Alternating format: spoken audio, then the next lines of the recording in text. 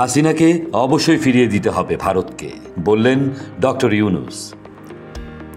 তিতুমিরে আজ close down, দাবি না মানলে কাল বারাসাত ব্যারিকেড।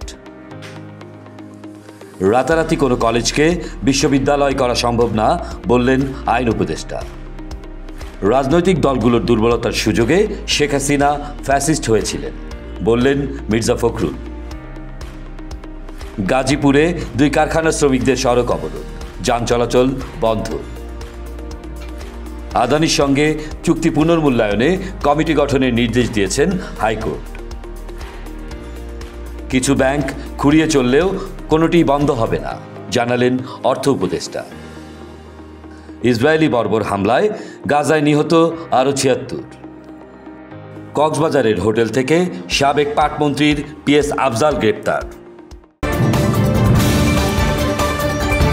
দৈনিক বায়ান্ন, স্বাধীনতার পক্ষের দৈনিক।